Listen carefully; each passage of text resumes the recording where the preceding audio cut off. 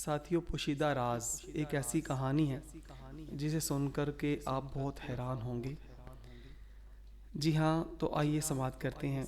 जहाँ दरिया समुंदर से मिलता है वहीं पर इस कस्बे का खेल का मैदान था। इस खेल के मैदान के बराबर में एक बहुत बड़ा सफ़ेद घर था जहाँ मारिया रहती थी। हर रोज़ स्कूल से आने के बाद वो कुछ देर के लिए खिड़की में खड़ी होकर इस मैदान के जंगले के उस पार बच्चों को देखती। इसके दिल में भागते हुए इन बच्चों से जा मिलने की ख्वाहिश ज़ोर पकड़ती। वो तमाम दोपहर झूलों के ऊपर नीचे जाने से आने वाली आवाज़ें सुनती और इन तमाम बच्चों को देखती जो खेल के मैदान में इधर उधर भागते फिरते। हाँ, मैं वहाँ जाऊँगी, मैं ज़रूर जाऊँगी और फिसलने वाले झूले पर झूला लूँगी, वो सोचती। लेकिन फिर इसे अपने हाथ गर्म महसूस होते और इस पर कपकपी सी ताड़ी हो जाती। पेट में मरोड़ से उठते, दिल तेज़ी से धड़कने लगता और वो जान जाती कि वो फिर डर गई है। मारिया का भाई जिम और बहन जूलिया दोनों इससे एक बरस छोटे थे। वो खेल के मैदान में जाने से डरते नहीं थे। जूलिया फिसलन वाले झूले पर फिसलते हुए अपना बाजू खोलकर फैला देती और खिलखिलाकर हंसते हुए फिसलती हुई नीचे आती। वो खुद को एक लड़के की बजाय एक लट्टू महसूस न करने लगता। फिर वो छलांग लगाकर उतर आता। वो ज़ोर ज़ोर से हंसने हुए घास पर कलमबाजियाँ लगाता। लेकिन जब मारिया फिसलन वाले झूले पर बैठती, इसे यूं लगता कि फिसलन की हमवार चमकदार लकड़ी से इसकी टांगों का पिछला हिस्सा जलने लगा है।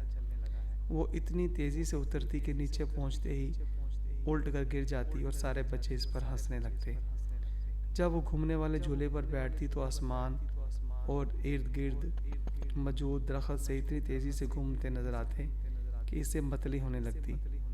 इसके अलावा झूले पर पींगे लेते हुए भी इसे इतना डर नहीं था जितनी जंजीर की बहुत मजबूती से वो पकड़ लेती, यहाँ तक कि उसके हाथों पर सुर्ख निशान पड़ जाते। न जाने मैं क्यों इतना डर जाती हूँ, मैं क्यों इनकी तरह बाग में खेल नहीं पाती। इस रात एक अजीब बात हुई। रात को मारिया की अम्मी खिड़की पर पर्दा डालना भूल गईं। इत्तेफाक से खिड़की भी खुली थी और ठंडी हवा कमरे में आ रही थी। मारिया ने सोते हुए करवट बदली। चांद की हल्की रोशनी और ठंडी हवा के बायस इसकी आंख खुल गई। चांद की रोशनी में तमाम चीज़ें कितनी खूबसूरत चमकदार लग रही थीं। दरिया खामोश था और रवानी से बह रहा था। दरिया का दूसरा हिस्सा जो आगे समुंदर से मिलता था बिल्कुल स्याह नजर आ रहा था। वो पार्क जहाँ दिन में बहुत चहल पहल और शोर होता था, वो भी बिल्कुल चुपचाप था और ये मंजर बहुत ही अजीब सा था। शायद इसलिए कि सारे झूले अपनी जगह पर साकत खड़े थे। तमाम लाल, हरे और नीले रंग के झूले चांदनी रात में किसी भूत की तरह नजर आ रहे थे। यूँ लग रहा था कि ये पार्क कोई चाबी से चलने वाला खिलौना है जो दिन की रोशनी और खेलने वाले बच्चों का इंतज़ार कर रहा है ताकि वो दोबारा चलना शुरू कर दे। अचानक मारिया को दूर कहीं कस्बे की घड़ी की टन टन की आवाज़ आई।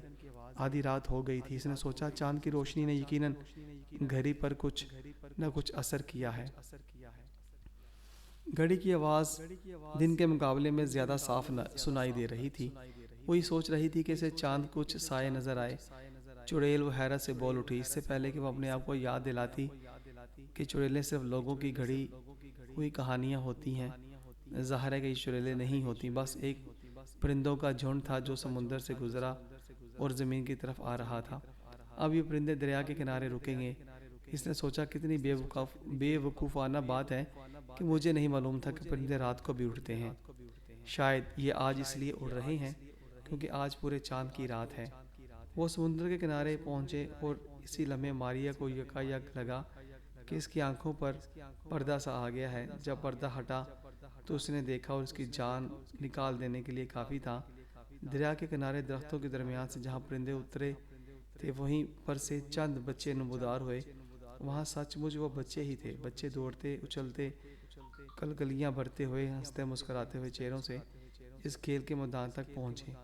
मारिया आसानी से इनके घास पर चलते नंगे पाँव, हवा से उड़ते हुए सुनहरे बाल, इनकी शरारत से चमकती आंखें देख सकती थी। वो खेल के मैदान में फैल गए और मुख्तलिफ झूले झूलने लगे। बच्चे खुशी से मुस्कुराते खेल में मगन थे, जबकि मारिया इश्तियाक से टिकटकी बांधे इन्हें तक रही थी कि ये सब क्या मामला हो रहा है। मारिया को याद नहीं था कि वो कब तक देखती रही। बस जब इसकी आंख खुली तो वो खिड़की के पास अपने हाथों के सहारे बैठी हुई थी। इस बेयकीनी से खेल के मैदान की तरफ देखा। सफ़ेद की सुबह की सफ़ेदी आहिस्ता आहिस्ता फैल रही थी और मैदान बिल्कुल खाली था। आज क्या मैंने देखा? आज रात कैसे गुजरी? उठ जाओ बेवकूफ़, कहाँ गुम हो? जूलिया ने इसके सामने हाथ हिलाया। स्कूल नहीं जाना क्या? हमें देर हो रही है। स्कूल में पूरा दिन मारिया गहरी सोच में गुम थी। वो इन्हीं सोचों में गुम थी कि रात गुज़िश्ता चांद ने क्या किया। पहले उसने घड़ी में घंटा बजाया और फिर उसके बाद बच्चे आए और बच्चे खेलने कूदने में मसरूफ़ हो गए। मारिया जल्दी से खिड़की से बाहर गई और शब ख्वाबी का लिबास पहनते हुए बच्चों से जा मिली। बच्चों ने इसके इर्द गिर्द मजमा लगा लिया, खुशी से इर्द गिर्द घूमने लगे। ये वही गुज़िश्ता रात वाले बच्चे थे जो इसको अचानक नज़र आए और वो फिर खेलने में मसरूफ़ हो गए। ये भी उनके साथ खेल में मसरूफ़ हो गई और इस तरह उसे बहुत अजीब सा लगा कि ये कहाँ से आते हैं बच्चे जो रात को आकर के पूरे मैदान में छा जाते हैं और मैदान में खेलने लगते हैं।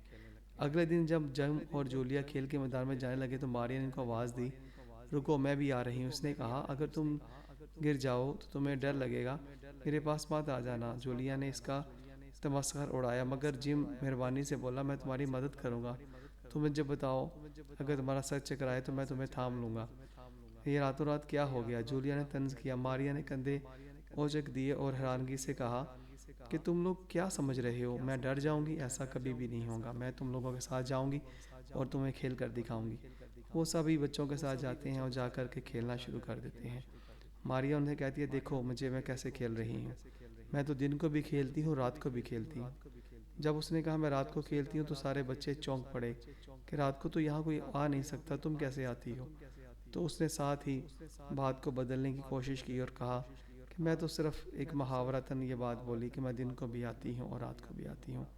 मगर हकीकत में वो सच कह रही थी, क्योंकि रात को वो एक गुमनाम बच्चों के साथ खेलती थी जो न जाने कहाँ से आते थे और आकर के उसके साथ खेलते थे। जी तो साथियों, ये वो कहानी है कि जिससे बच्ची के डर, जो खौफ था उसके अंदर, वो दूर हो गया और वो बच्चों के मैदान में जा कर के बच्चों के साथ खेलना शुरू हो गई।